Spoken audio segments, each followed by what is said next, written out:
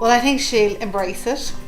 I really hope she enjoys it, and I hope it gives her a good sort of outlook there, that she can meet more people and find people that are more on her level as well.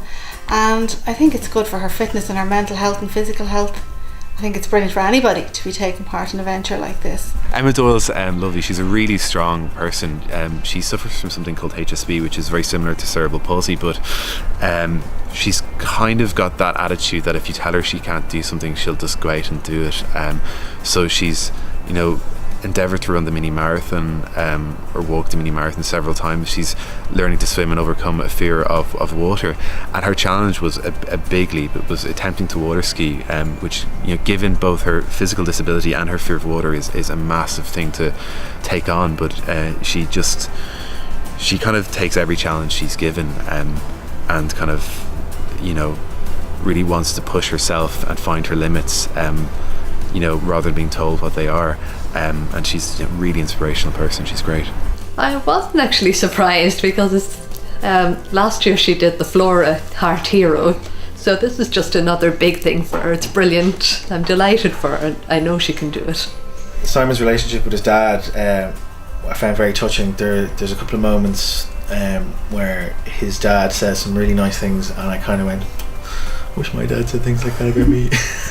I'm sure he does, but it was very touching. Yeah, it was lovely. Simon Jameson probably had the biggest impact on me. I think he's just a particularly amazing, kind of strong young man. Disability is particularly debilitating, but he doesn't let it stop him anyway. And his journey, his story is just very emotional. Airsoft's something he's been endeavouring to do for over 5 years, and he's kind of put his heart and soul and all his money into this chair. So I think he was particularly invested in the challenge, and I think we were all really, really rooting for him, and I think we all got a little choked up behind him. It was just amazing.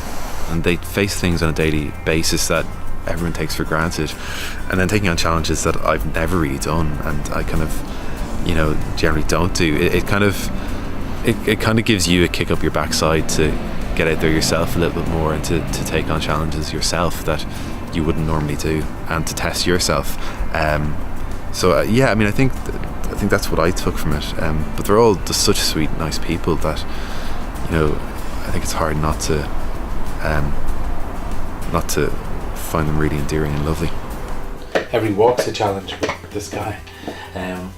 Every day's a new day, every walk's a new walk. That's the way I describe how am I getting on with the dog. Spina bifida is a bit of an inconvenience and a drawback in my life. It can make normal life, the type that everybody takes for granted, a little bit more difficult for me. When I'm so used to it, I don't really think about it too much. It does kind of slow me down, I suppose, compared to other people, and it makes some things difficult, but it just means I have to plan things a little bit maybe and make a few compromises, and I find there's always a way around something if you just think about it a little bit.